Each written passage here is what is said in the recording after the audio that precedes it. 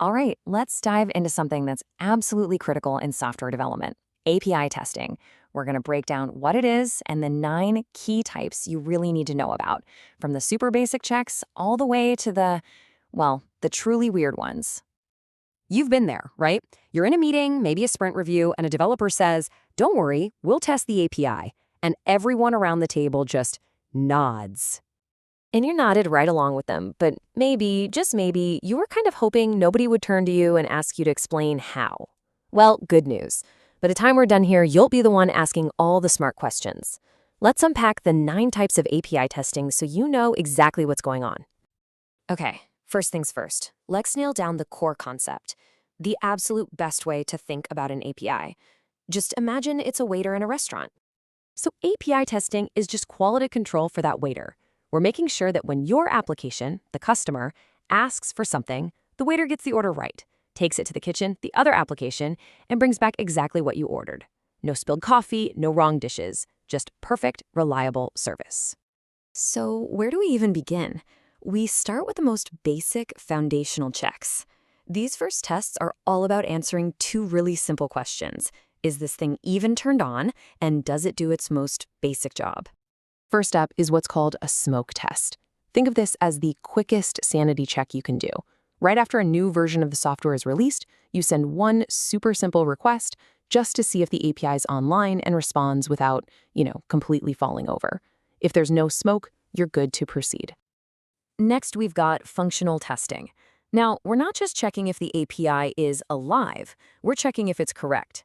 We give it some specific data, we get a result back, and then we check that result against what we expected it to be. If you ask for a user's profile and get back a product catalog, well, that's a bug. Okay, so we know our API works by itself. That's great.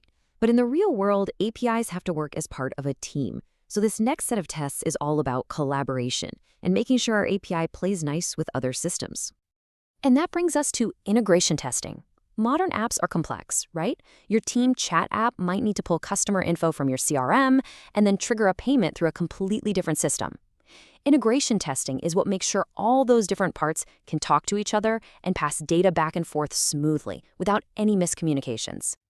Now for the question that gives every developer a little bit of anxiety. You just added an amazing new feature, but in the process, did you accidentally break something that was working perfectly fine yesterday?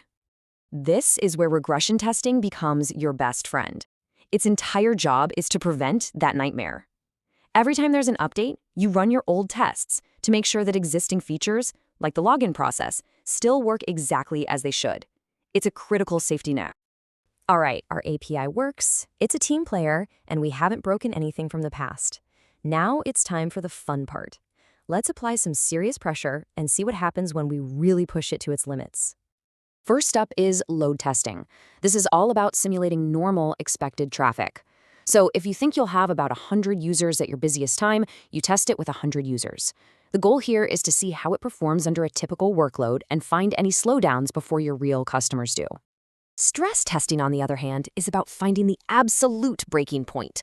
What happens when you get a sudden massive flood of traffic? Way more than you ever expected. We deliberately overwhelm the system to see not just when it fails, but more importantly, how it fails. Does it shut down gracefully, or does it take the whole ship down with it? And now, for my personal favorite, fuzz testing. This is where we just get weird with it. We throw totally random, invalid, and unexpected data at the API.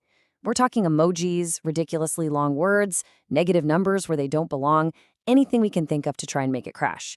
It's a surprisingly effective way to uncover hidden bugs and security flaws. Okay, let's bring it all home and look at the tests that are closest to the actual user experience. These are all about making sure the API is secure and properly wired up to the interface that people are actually clicking on. Security testing is, simply put, non-negotiable. This isn't about just hoping your system is safe. It's about actively trying to break into it yourself. You test for data leaks, for unauthorized access, because you absolutely have to check the locks on your own digital front door before someone else does. And last but not least, UI testing. This is the final piece of the puzzle. This test makes sure that when a user clicks that submit button on the screen, it actually triggers the right API call in the background, which then returns the right information to the screen like that order confirmed message. It's the final handshake between the front end and the back end. So there you have it, 9 different tests. Each one has a very specific job, and together they form this amazing toolkit for making sure your software is top-notch. Let's do a quick recap. This right here is the main takeaway. The easiest way to remember all this is to think of each test as answering one simple question.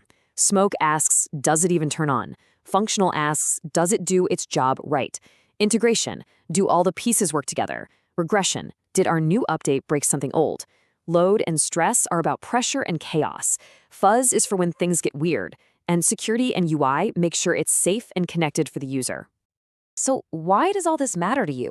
Because when business analysts and QA folks really get this stuff, you can write much smarter requirements. You can spot risks way earlier in the game.